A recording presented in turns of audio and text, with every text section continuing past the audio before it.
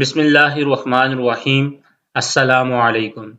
आज का जो हमारा लेक्चर है वो विद होल्डिंग स्टेटमेंट के ऊपर है। इससे पहले हम इसके ऊपर तकरीबन 2 से 3 लेक्चर हम देख चुके थे। आज के इस लेक्चर में हम देखेंगे कि हम कैसे विद होल्डिंग स्टेटमेंट की जो फ़ाइल है उसको कैसे बनाएंगे, उसके अंदर डेटा हम कैसे पुट करेंगे।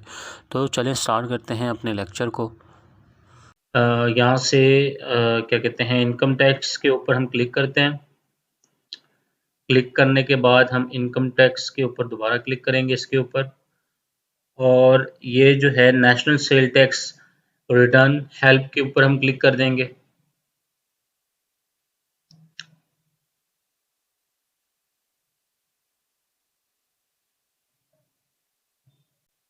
ये ओपन हो गया।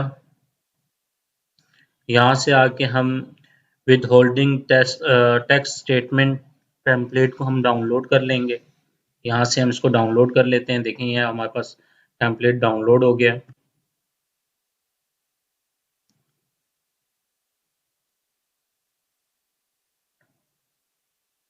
इसको टेम्पलेट को ओपन कर लेते हैं।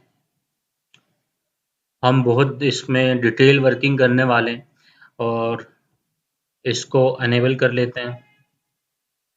अनेबल करने के बाद ये हमारे पास है, हम नीचे इसको कंट्रोल शिफ्ट के साथ नीचे ले आएंगे। साथ नंबर ऑफ हमारा जो डेटा है वो काफ़ी ज़्यादा है, तो हम कंट्रोल डी कर देंगे तो ये इसको सारे को सिलेक्ट कर देगा। ठीक है, और यहाँ आके हम यहाँ खड़े होते हैं। यहाँ आते यहाँ से हम सिलेक्ट कर लेते हैं दोबारा से इसको, ये कंट्रोल डी, और इसको हम डिलीट कर देते हैं। ये पूरा सिलेक्ट हो गया एक साथ। ये हमने पूरी फाइल बना दी है तकरीबन।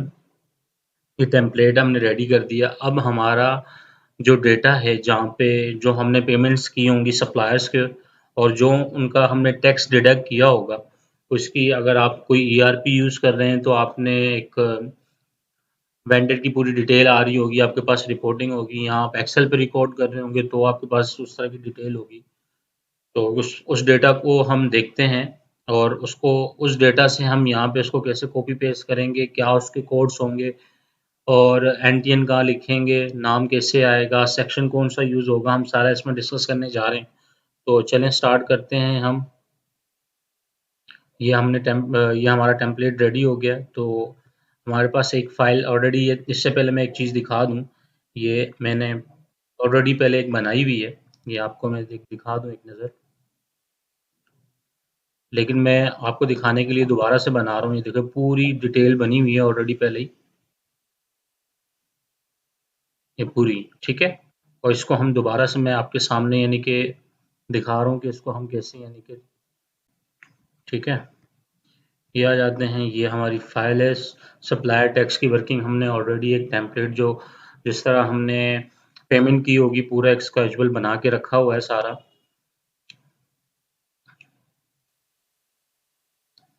ये देखें, ये एक डिटेल पूरी हमने ऑलरेडी पहले बनाई है। सिर्फ यहाँ से हम कॉपी पेस्ट करेंगे शीट के अंदर।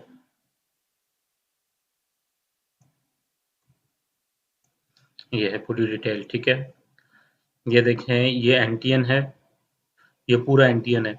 अगर हम सप्लायर का टैक्स जमा करवाएंगे तो उसके लिए ये एनटीएन चाहिए होता है। उस टेम्पलेट के लिए ये एनटीएन चाहिए होता है। और जब हम quarterly reports with holding statement submit करने जा रहे हैं तो विदाउट डैश के एनटीएन हमें चाहिए होगा, जो हमने ऑलरेडी यहाँ बना दिया। अब हम इसमें देखने ये जा रहे हैं कि हम इसको पुट कैसे करेंगे। ये देखें, ये टैक्सेबल अमाउंट है, इंक्लूडेड यानी कि इंक्लूडेड अमाउंट है ये। सॉरी, यहाँ पे रिमार्क्स गलत लिखे हुए हैं, इसको हम सेट कर देते हैं। टैक्सेबल अमाउंट है ये। ठीक है, ये टैक्सेबल अमाउंट है। और जो एग्जम्प्टेड होगी वो हम उस पर टैक्स नहीं कटेगा। हमने पूरा पूरा चेक दिया होगा उसमें, जैसे कमर्शियल इम्पोर्टेड एग्जम्प्टेड होता है, यानी कि जो भी इम्पोर्टेड माल बाहर से मंगवा के बेच रहा है, तो उनके पास अंडरटेकिंग, वो जब भी इनवाइस आपको देंगे तो अंडरटेकिंग उसके साथ होती है, उसके ऊपर बाकायदा मेंशन किया होता है कि हमारा टैक्स आप डिडक्ट नहीं करेंगे, आप हमें पूरी की पूरी पेमेंट करेंगे। इसी तरह कंपनीज के पास भी एग्जम्पशन अगर होगी तो आपको एग्जम्पशन करें देंगे और आपको ये कहेंगे कि आप हमारा टैक्स डिडक्ट नहीं करेंगे, हमारे पास एग्जम्पशंस हैं। और जिसके पास नहीं होगी तो ज़ाहिर सी बात है उसका हम टैक्स डिडक्ट करके डिपार्टमेंट में जमा करवाएंगे। तो चलें हम स्टार्ट करते हैं इंडिविजुअल। ये इंडिविजुअल बिजनेस से हम इंडिविजुअल एओपी और कंपनी, इसको हम बिल्कुल सेपरेट हमने किया हुआ है। आप समझाने के लिए मैंने आप ये किया हुआ है ताकि इजीली चीज़ें आपको समझ आएँ। तो सबसे पहले हम इस जगह पे आते हैं रजिस्टर्ड पर, ये पूरी डिटेल एक बनाई हुई है। तो ये देखें, एसोसिएट ऑफ पर्सन्स है, कंपनी सर्विसेज है और इंडिविजुअल है। तो सबसे पहले आके हम इंडिविजुअल और एसोसिएट ऑफ पर्सन को क्लिक कर देते हैं, क्योंकि इनका दोनों का टैक्स एक जैसा होता है। तो यहाँ आके हम सबसे पहले इस जगह पे एनटीएन ले लेते हैं इनका। ये देखें, मैंने ऑलरेडी एनटीएन को सेपरेट किया हुआ है। ये हम यहाँ से कॉपी कर लेंगे। कॉपी करने के बाद हम यहाँ आएंगे और रजिस्टर्ड नंबर के ऊपर यहाँ पे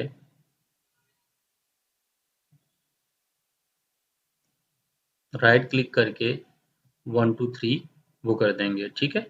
और वापस आते हैं। वापस आने के बाद हम नाम लेंगे, नीचे आके कॉपी कर देंगे। यहाँ आने के बाद शॉर्टकट की क्या है, अल्टर HWV, ठीक है। हमने यहाँ कॉपी कर दिया। ट्रांजैक्शन डेट आ जाएगी अब यहाँ पे। तो इस तारीख के हमने चेक दिए हुए हैं इनको। यहाँ खड़े होके शिफ्ट कंट्रोल शिफ्ट नीचे क्लिक करेंगे तो डायरेक्ट सिलेक्ट कर लेगा। तो यहाँ आके हम दोबारा शॉर्ट की यूज़ कर लेते हैं। अच्छा, यहाँ पे जो है ये कह रहा है कोड। तो यहाँ पे कोड कौन सा आएगा, इसमें हम जो एओपी और इंडिविजुअल पे जो सेक्शन यूज होता है हम वो कोड लिखेंगे। वो क्या है मैं आपको दिखा भी देता हूँ। यहाँ पे ऊपर आते हैं, 153 का कोड है।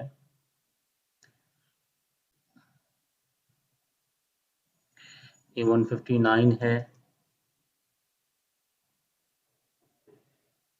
ये देखें, ये कोड है, ये कंपनी का है 153। और ये है payment for good 153, 4.5% associate of person और इंडिविजुअल पे ये यूज कोड होगा इन पे। तो ये कोड हम यहाँ से सिलेक्ट कर लेते हैं। तो ऑलरेडी हमने यहाँ मेंशन किया हुआ है, तो इधर आके हम जस्ट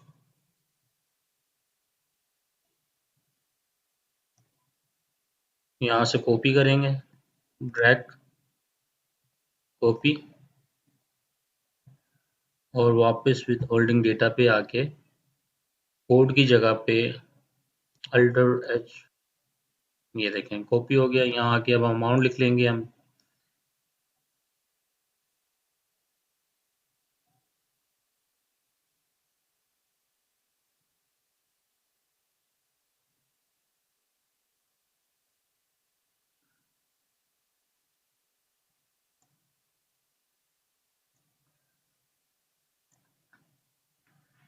अमाउंट आके हम सेलेक्ट कर लेंगे। ये हमने सेलेक्ट की, कॉपी, अमाउंट पे आके हम अल्टर HWV, ये आ गई। अब देखिए एग्जम्पशन कोड। अब एग्जम्पशन कोड का कैसे पता चलेगा, मैंने ऑलरेडी आपको कहा है जो कमर्शियल इंपोर्टर है वो एग्जम्प्टेड होता है, वो अपनी अंडरटेकिंग देगा। ये आपके पास डॉक्यूमेंट्स होना ज़रूरी है। बाकायदा उन्होंने साथ अटैचमेंट दी होती है कि आप हमारा विद होल्डिंग टैक्स नहीं डिडक्ट नहीं करेंगे, हम ऑलरेडी इम्पोर्ट स्टेट पे अपना टैक्स डिडक्ट करवा के आए हुए हैं। इसी तरह कंपनीज का भी यूं ही है कि वो अपनी एग्जम्पशन सर्टिफिकेट देंगे और आपको बताएंगे कि मैं ऑलरेडी अपना टैक्स हमारा टैक्स ज़्यादा कटा हुआ है, तो आप हमारा टैक्स डिडक्ट नहीं करेंगे। एग्जम्पशन सर्टिफिकेट देंगे या अंडरटेकिंग देंगे तो उनका हम टैक्स नहीं डिडक्ट करेंगे। तो इधर आके मैं एक चीज़ आपको बता दूं कि जैसे ये है, अभी हमने जो देखा था, ये देखें, इस पे 117 है, ये है उसके लिए कंपनीज और उसके लिए जो अच्छा जो कमर्शियल इंपोर्टर है, उनका कोड है 158। 158 का कोड है कमर्शियल इंपोर्टर का।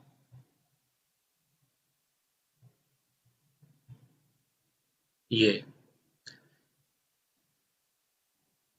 कमर्शियल इंपोर्टर जो हैं वो इंपोर्ट स्टेज पे अपना जो है अपन इनकम टैक्स डिडक्ट करवा रहे होते हैं।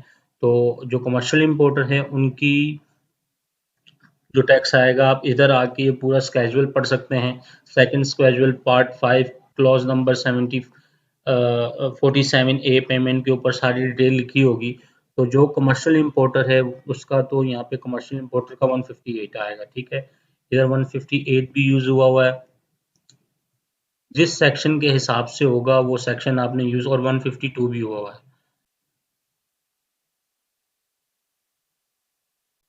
ठीक है। हम यहाँ आते हैं, यहाँ आके हमने यानी कि पूरा डेटा, इसको एक एक इनवाइस को हमने चेक किया था, एक एक पार्टी को हमने चेक किया था कि किसकी एग्जम्पशन है किसकी नहीं। तो ये जब आप डेटा आप बनाएंगे आपको पता होगा कि इसकी एग्जम्पशन है। अगर आपका ईआरपी सिस्टम है तो आपको ऑलरेडी बता देगा ये। और अगर फिजिकली आप यानी कि ये काम कर रहे हैं एक्सेल वैक्सेल पे, तो आपको ये सारी चीज़ें लिखनी पड़ेंगी, नोट करनी पड़ेंगी, या जब आप ये फाइलिंग पे जाएंगे तो आपको ये डिटेल अलग से बनानी पड़ेगी। तो हम यहाँ पे आके ये हमने ये लिख दिया, और जिसका टैक्स डिडक्ट हुआ है उसकी हम यहाँ से लेके ये कॉपी कर देंगे। ये हमने कॉपी कर लिया।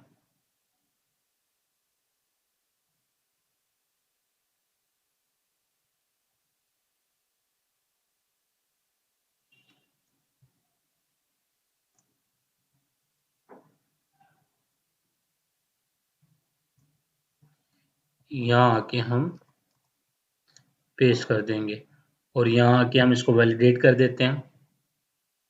देखें वैलिडेट हो गई, यहाँ तक नीचे इसने एरर दे दिया है। तो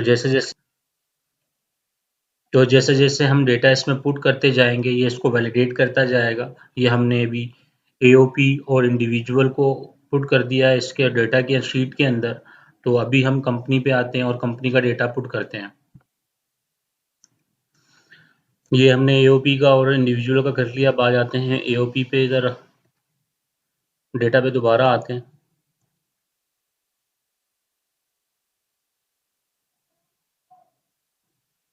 यहाँ आके हम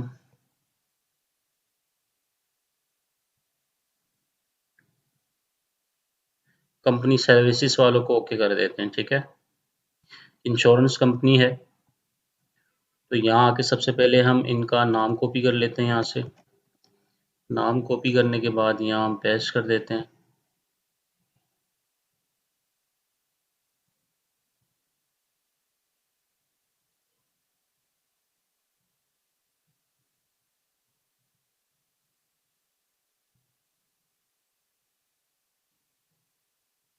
ये शायद ये कॉपी हो गया। दोबारा आते हैं, एनटीएन ले लेते हैं यहाँ से इसका।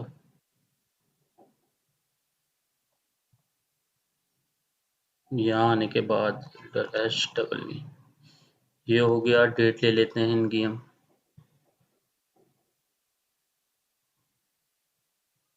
सॉरी ये वाली डेट लेंगे।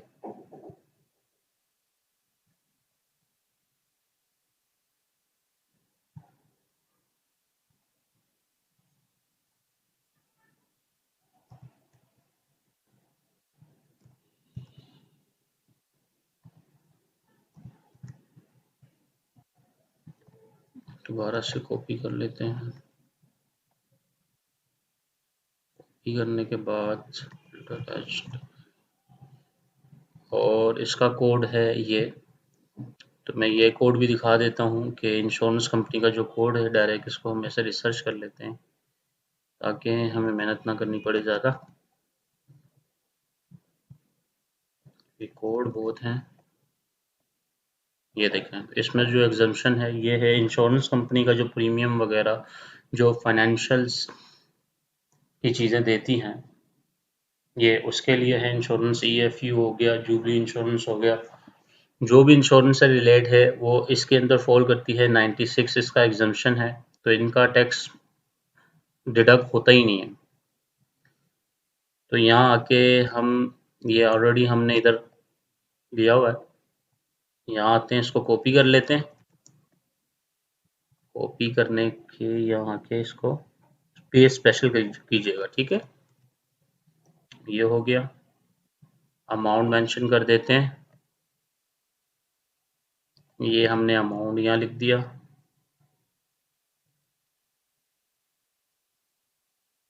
ये अमाउंट आ गया और एग्जम्पशन कोड इसका 196 था। जो सेक्शन है जो इस पे इम्प्लीमेंट हो रहा है उसके सामने एग्जम्पशन कोड दिया हुआ है, तो आप वहाँ से जाके देख सकते हैं। आपको बस लॉ का पता होना चाहिए कि ये फॉल किस में करता है। तो इसको वैलिडेट कर देते हैं। ये देखिए, ये भी इंश्योरेंस सर्विस कंपनी वाली भी यानी कि हमारी जो है वो क्लियर हो गई। अब आ जाते हैं हम कंपनी के ऊपर। ये हमने सारी कर ली हैं, अब हम कंपनी को सिलेक्ट कर लेते हैं। तो सबसे पहले हम आते हैं यहाँ आने के साथ हम नीचे तक बॉटम तक एंट्रीन को सिलेक्ट कर लेते हैं सब, क्योंकि नंबर ऑफ एंट्रीज बहुत हैं। तो यहाँ आके हम ये हमने पेस्ट कर दिया, फिर हम वापस ऊपर जाते हैं और यहाँ आने के बाद कॉपी,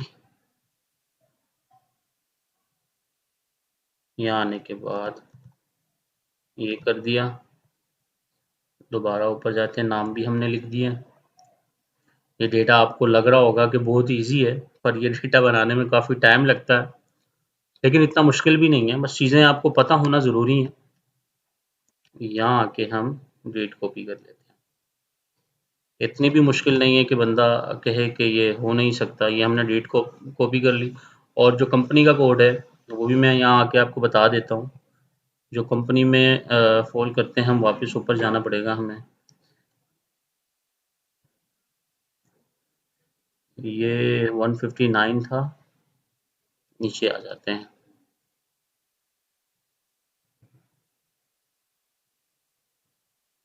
ये है, ये कंपनी का कोड है। इसमें देखें जो सामने आपके नज़र आ रही है एग्जम्पशन कोड 117 का है, और ये 117 आप लिखेंगे जिनके पास गवर्नमेंट यानी कि गवर्नमेंट ने अगर एफबीआर ने एग्जम्पशन इशू की होगी वो ही एग्जम्प्टेड होंगे। उसका कोड बाकायदा मेंशन होगा सामने, उसका बाकायदा कोड मेंशन होगा, ठीक है। ये हम यहाँ भले आप अगर इसमें अगर आपने 17 अगर वो एग्जम्प्टेड नहीं है और आप 117 लिख देते हैं तो एग्जम्पशन अगर नहीं होगी तो आईआरएस के अंदर जब आप अपलोड करेंगे तो चीज़ सामने नहीं आएगी, यानी कि उसका टैक्स डिडक्ट हो जाएगा। तो जिनकी एग्जम्पशन होगी उन्हीं का के सामने यानी कि ये कोड हमने डालना है।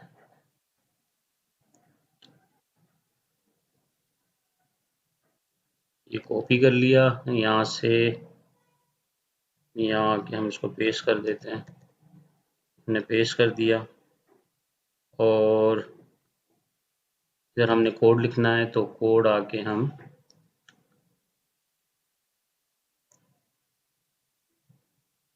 कोड को भी कॉपी कर लेते हैं। कॉपी,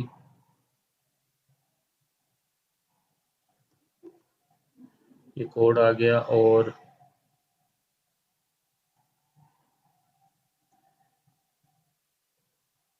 यहाँ पे एग्जम्पशन कोड हमने मेंशन किया हुआ, तो यहाँ तक बाकी पे हमने टैक्स डिडक्ट किया हुआ है और मेंशन किया हुआ इसको। तो यहाँ पे आके हम हमने ये लिख दिया।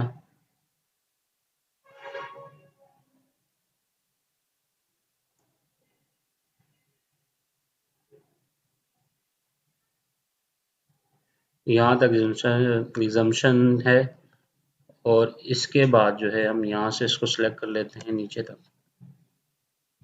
कॉपी और पेस्ट स्पेशल, सॉरी कॉपी नहीं होगा, कॉपी यहाँ आके हम पेस्ट कर देंगे और इसको वैलिडेट कर देंगे दोबारा से। ये देखिए सारा वैलिडेट हो गया। ये तो हमने सप्लाईज यानी कि सप्लायर वगैरह का जो भी हमने टैक्स कंपनी इंडिविजुअल का जितना भी था वो हमने फाइल इसमें सारी बना दी। अब आ जाते हैं सैलरी टैक्स पे। तो सैलरी टैक्स की भी हमने डिटेल बनाई हुई है।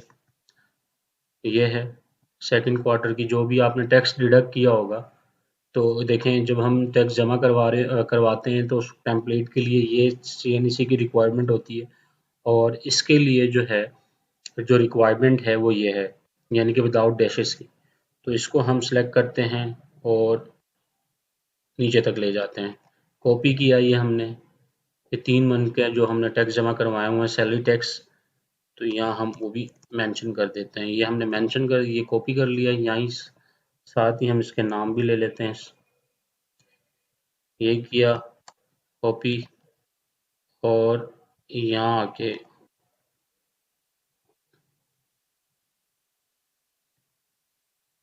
दोबारा से कॉपी करना पड़ेगा, कॉपी कॉपी ये आगे, और डेट यहाँ से हम ले लेते हैं, बल्कि डेट यहाँ से हम सिलेक्ट करके नीचे कॉपी कर देते हैं। यहाँ आने के बाद ये ये डेट आ गई।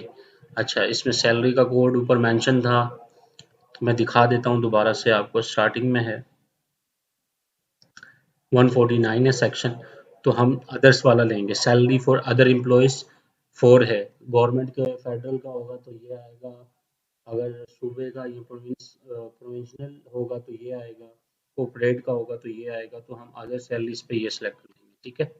तो ऑलरेडी हमने यहाँ भी मेंशन किया हुआ है कोड, वर्किंग को आसान बनाने के लिए, ताकि ज़्यादा मेहनत ना करनी पड़े। यहाँ आते हैं और अल्टर HWE कर देते हैं, ये हमने मेंशन कर दिया। और फिर हम जो है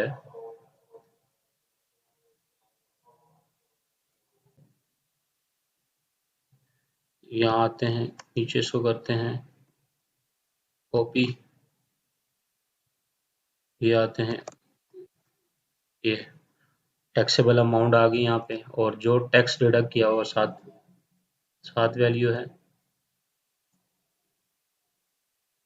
इधर हम ले लेते हैं इसको, ये हो गई। यहाँ आते हैं और यहाँ आने के बाद HW, ठीक है। ये हमने सारी डिटेल लिख दी यहाँ पे, और इसको दोबारा से हम वैलिडेट कर देते हैं। देखिए सब वैलिडेट हो गई। देखिए एनटीएन वो जो CNEC नंबर है वो यहाँ ना मेंशन कीजिएगा, रजिस्टर्ड नंबर के ऊपर ही मेंशन करेंगे, तो ही ये आपकी फाइल सही होगी। ये देखिए तकरीबन 806 नंबर ऑफ रिकॉर्ड्स हैं, ये आ रहे हैं, लेकिन 806 है नहीं, हम कुछ को हटाना पड़ेगा। जैसे नीचे ये आ रहे हैं तो उसको हटाने का तरीका ये है,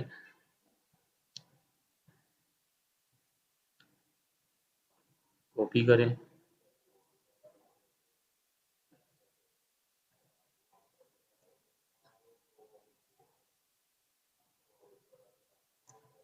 यहाँ आने के बाद ये आए,